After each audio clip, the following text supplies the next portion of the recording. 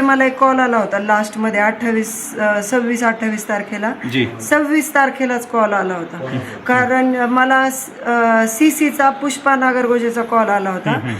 त्या तीन तरवणीमध्ये आमचं प्रभागाचं ऑफिस आहे. तिथं त्या म्हणले की आम्ही इथं सगळे हजर आहेत आणि PD मॅडम येणार आहे, तिथं मीटिंग आहे, तुम्हाला यावं लागेल. तर मी माझ्या पप्पांच्या ऑपरेशनसाठी पुण्याला होते.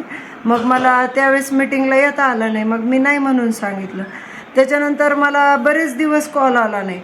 टिल म्हणजे 16 माझ्या वरच्यांनी हे केलं असं म्हणायला आता हरकत नाही, असंच म्हणावं लागेल. कारण की माझ्या नंतरची जी ऑथॉरिटी आहे ती म्हणजे CC आहे, व्यवस्थापक, आणि त्याच्यानंतर आहे तालुका व्यवस्थापक. ह्या दोघांचा विषय येतोय, त्याच्यानंतरच सगळ्या प्रोसिजर खाली फॉलो होतं. आणि बँकेमध्ये गेल्यानंतर माझ्या आणखीन एक गोष्ट लक्षात आली की माझा खाते नंबर म्हणजे माझा कॉन्टॅक्ट नंबरच त्याच्यावर नाही, म्हणजे झालेले कुठली माहिती नाहीये. मग जर का त्यांना तर ते जे व्यवस्थापक वगैरे जी हायर ऑथॉरिटी होती त्यांना तर माहिती आहे ना अध्यक्षपद कसं रद्द होतं. मग त्यावेळेस ते पण तिथं प्रॉब्लेम मध्ये आले ना की अध्यक्षपद तर असं कॅन्सल होत नाही, तरी यांनी केलंय. शिवाय मी तिथं मान्य केलं की मी 15 ते 17 चेकवर मी साईन केल्यात सर, बाकीच्या साईन माझ्या नाहीयेत. ह्याच याच्यामध्ये मातुरी प्रभागामध्येच मॉडेल CLF OSF चा पण मी अध्यक्ष आहे. त्याच्यावर अध्यक्षाची ऑथॉरिटी माझीच आहे, पण त्याच्यावर आजपर्यंत मी कुठल्याही प्रकारची साईन केली नाही. मी फक्त एकदा ते प्रस्ताव कागदोपत्री प्रस्ताव तयार करत होते, ते फक्त पाहिले होते प्रस्ताव कसा बनवताय. याच्या व्यतिरिक्त माझ्या हाताने कुठली साईन केली याची माहिती मला त्यांनी अशी सांगितली होती की ह्या सगळ्या साईन जिल्ह्याकडून झाल्या. महाराष्ट्र शासनानं गरीब महिलांना, गरीब कुटुंबियांना त्यांचं जीवनमान उंचावं, त्या गरिबीतून बाहेर यावं यासाठी उमेद अभियान राबवलं. या अभियानाच्या अंतर्गत महिलांना, ग्रामीण भागातल्या महिलांना स्वयंसहायता निधीमधून काही व्यवसाय उभा करायचा असेल त्यासाठी शासनाचा निधी उपलब्ध करून दिला. मात्र या योजनेमध्ये म्हणजे उमेद अभियानाच्या योजनेमध्ये स्थानिकच्या समन्वयांकडून काही कोटी रुपयाचा भ्रष्टाचार या ठिकाणी करण्यात आलेला आहे. ज्या गटाचे प्रमुख आहेत, अध्यक्ष आहेत, त्यांच्या नावाचे जे काही बनावट सह्या आहेत त्या सह्या करून निधी उचलला तो तिथल्या लोकांपर्यंत म्हणजे गटामधल्या महिलांपर्यंत पोहोचलाय की नाही असा सवाल उपस्थित झाला. मात्र सह्या बोगस करून जो आहे तो निधी उचलण्यात आला. मातुरी गटाच्या अध्यक्ष माझ्यासोबत प्रियंकाताई खेडकर आहेत, त्यांच्याकडून जाणून घेणार. त्यांच्या नावाच्या सह्या ज्या ते बोगस करण्यात आलेल्या होत्या, ते तुमच्या नावाच्या सह्या बोगस करण्यात आलेल्या आहेत, तुम्ही तक्रार COंकडे केलेली, नेमका काय प्रकार झाला होता? मी मातुरी प्रभाग अध्यक्ष होते म्हणजे आता पण आहे. आणि मातुरी प्रभाग अध्यक्ष असताना मी 2 वर्षापासून अध्यक्ष म्हणून काम करते. त्याचबरोबर मला माझ्याकडं जे काही होतं ते फक्त साईनचा विषय होता माझ्याकडं. मी जास्त करून त्या मिटिंगांना वगैरे प्रेझेंट नव्हते. 24 पासून होते, तर त्या 24 ते आतापर्यंत माझ्याकडून जास्तीत जास्त 15 ते 17 चेकवर मी सह्या केल्या. माझ्याकडे व्यवस्थापक कोऑर्डिनेटर पुष्पा नागरगोजे आणि व्यवस्थापक उर्मिला देवकर ह्या अशा कधी कधी माझ्याकडे साईनला यायच्या आणि मला मानधनाच्या साईन करायच्या किंवा ह्या पशुसखी, उद्योग सखी यांच्या मानधनं करायचे, यासाठी ते माझ्याकडे चेक घेऊन यायचे. मला काय वाटायचं की यांचा पेमेंट गुंतू नये माझ्या काही कामांमुळं, म्हणून मी त्याच्यावर साईन करून दिली निनावी, पण मानधनासाठी द्यायचा म्हणून मी त्याच्यावर केली. पण त्याबरोबर काही चेकवर कोषाध्यक्ष आणि सचिवाची साईन आधी असायची, तर काही याच्यावर माझी झाल्यानंतर त्या देतील असं म्हणून माझ्याकडून त्या साईन गेल्या किंवा घेतल्या गेल्या. मग तुम्ही फक्त मदत त्यांना व्हावी, लवकरात लवकर निधी मिळावा आणि तो वितरित व्हावा यासाठी सह्यांची अडचण येऊ नये म्हणून सह्या केलेल्या आहेत. मग तुम्हाला कधी कळलं की हे सगळं झालेलं? मला हे 30 मार्चला समजलं. त्याच्या आधी मला एक जानेवारीमध्ये मला एक कॉल आला होता लास्ट मध्ये 26-28 तारखेला. 26 तारखेलाच कॉल आला होता. कारण मला CCचा पुष्पा नागरगोजेचा कॉल आला होता. त्या तीन तरवणीमध्ये आमचं प्रभागाचं ऑफिस आहे. तिथं त्या म्हणले की आम्ही इथं सगळे हजर आहेत आणि PD मॅडम येणार आहे, तिथं मीटिंग आहे, तुम्हाला यावं लागेल. तर मी माझ्या पप्पांच्या ऑपरेशनसाठी पुण्याला होते. मग मला त्यावेळेस मीटिंगला येता आलं नाही, मग मी नाही म्हणून सांगितलं. त्याच्यानंतर मला बरेच दिवस कॉल आला नाही. टिल म्हणजे 16 मार्चपर्यंत मला कुणीच कॉल वगैरे केला नव्हता. मीच स्वतःहून कॉल केला की मला कॉल का बरं येत नाहीये, साईन वगैरे काहीच कशी लागत नाही सध्या. तर मला असं सांगण्यात आलं की तुम्ही मिटिंगाला प्रेझेंट नसतात, तुम्हाला वेळ नसतो, म्हणून तुमचं पद आम्ही दुसऱ्याला दिले, तुमचं रद्द करण्यात. हे मला सीसी पुष्पा नागरगोजेंनी सांगितलं. बरं, मग तुमचं पद रद्द झालेलं आहे आजपर्यंत? माझं पद रद्द झालेलं नाहीये. तेव्हा मी ते मान्य केलं, कारण मला ते कसं केलं काय केलं मला तर फक्त एवढंच सांगण्यात आलं ना की सलग 3 वेळा गैरहजर आहे म्हणून तुमचं पद कॅन्सल झालंय. पण मी 30 तारखेला MGB बँकेमध्ये गेल्यावर मी मला एक कंप्लेंट आधी कानावर आली होती की प्रभागामध्ये काहीतरी घोटाळा झालाय. मग ह्या कंप्लेंटच्या याच्यावर मी चेक करायला गेले की नक्की मी अध्यक्ष आहे का नाही. तर मी बँकेत गेल्यानंतर मला सगळं स्टेटमेंट पण काढता आलं, माझीच ऑथॉरिटी होती, माझंच नाव होतं तिथं, तर नाव बदललेलंच नव्हतं. त्याच्यापर्यंत तुम्हीच अध्यक्ष आहात मग? हो, आजपर्यंत मीच अध्यक्ष आहे. आणि बँकेत मी हे सांगून आले की आधीच्या झालेल्या ह्या गैरप्रकारामुळं इथून पुढं याच्यावर मला माहिती झाल्याशिवाय किंवा माझ्या माहितीशिवाय तुम्ही हे करू नका. कोणाच्या साईन वगैरे अचानक अध्यक्ष बदली असं काही असेल तर तुम्ही मला इन्फॉर्म करा, मगच याचे पुढे ट्रान्झॅक्शन चालवा. त्याच्यामुळे ह्या प्रभागाच्या याच्यावर बँकेमध्ये मी माझा अर्ज देऊन ठेवलेला आहे. हे कोणी केलं? तुमच्या नावावरच्या सह्या करणं तुमच्या वरचे वरिष्ठ कोण आहेत की त्यांनी केलं असावं, तुम्हाला काय वाटतं? काय सांगतो?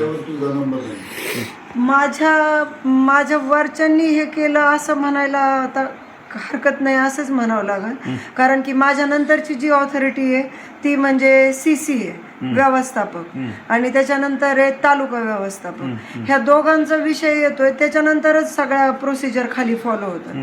आणि बँकेमध्ये गेल्यानंतर माझ्या आणखीन एक गोष्ट लक्षात आली की माझा खाते नंबर म्हणजे माझा कॉन्टॅक्ट नंबरच त्याच्यावर नाही. म्हणजे झालेले ट्रान्झॅक्शन हे मला कळलेच नाहीत की कुठे गेले. मी तर प्रामाणिकपणे त्यांना अडचण येऊ नये म्हणूनच त्यांच्या पेमेंटसाठी साईन केलं. त्या पण जेव्हा त्या 2 साईन हजर होत्या किंवा माझं झाल्यानंतर होणार आहेत, अचानक लोक येणार आहेत असं सांगितलं गेल्यावर, पण माझा कॉन्टॅक्ट नंबर नसल्यामुळे मला कुठल्याही ट्रान्झॅक्शनचा काहीच अंदाज लागला. बरं. तुम्ही तिथल्या त्या समन्वयकांना विचारलं का किंवा माझ्या नावाच्या ह्या सह्या कोणी केल्यात किंवा मग कोण हा सगळा फ्रॉड केला, काही सांगितलं तुम्ही त्यांना?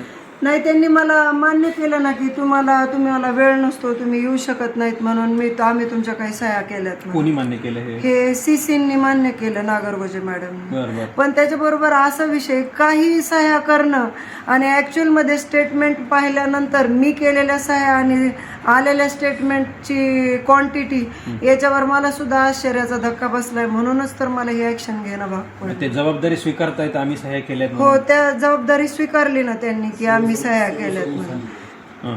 मग मुख्य अधिकाऱ्यांना हे का कळलं नाही किंवा मग तुम्ही निदर्शनात आणून दिलं? मुख्य अधिकाऱ्यांना जेव्हा त्यांच्या समोर हा विषय गेला तेव्हा थोडा भरकटल्यासारखा झाला विषय की मी अध्यक्ष असताना मलाच कुठली माहिती नाहीये.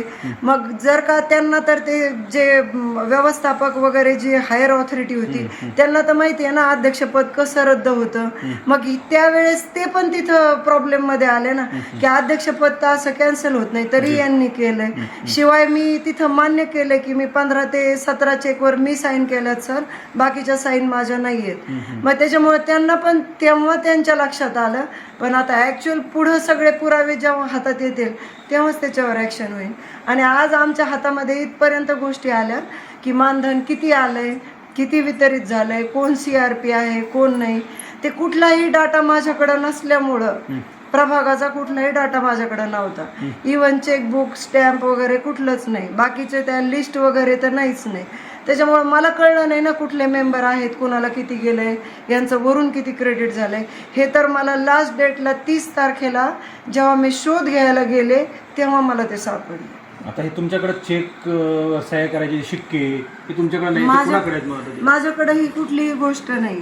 माझ्या माहितीनुसार हे सगळं माझ्याकडून CCच करून घ्यायच्या आणि त्याच्यावर त्याला जे कोण ऑथराईज असेल ते, मग त्या खेडकर मॅडम आमच्या तालुका व्यवस्थापक आहेत त्याच्यानंतर हे आणि बाकीचे इतर जे काही CC आहेत हे यांच्या माहितीतला विषय आहे. किती लाखांचा फ्रॉड असू शकतो, तुम्हाला काही अंदाज आहे? क्रेडिट अमाऊंट आणि जी आम्हाला सापडू शकत नाही अशी 1,39,00,000 अमाऊंट आहे. आमचं तर म्हणणं आहे की ह्या व्यवस्थापकांनी समन्वयकांनी हे सगळं आम्हाला रितशीर सांगायला पाहिजे होतं, ॲटलिस्ट विश्वासात घ्यायला पाहिजे होतं. म्हणजे आज हा जो गैरप्रकार आम्ही म्हणतोय आणि जो घडलाय हा नक्की झालाय का नाही झालाय आम्ही तर ठोकपणे सांगू शकलो असतो.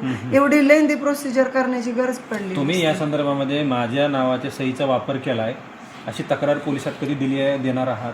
मी आतापर्यंत दिली नाही. मी SP ऑफिसला तक्रार दिलेली आहे, पण मी आता पोलीस स्टेशनला एक तक्रार देणार आहे की माझ्या सह्यांचा गैरवापर झालाय म्हणून. आणि त्या सह्यांचा तुम्ही शोध घेतला पाहिजे. या व्यतिरिक्त तुमच्या नावाने आणखी कुठल्या विभागामध्ये काही वापर केला जातो हे क्रॉस चेक केलं?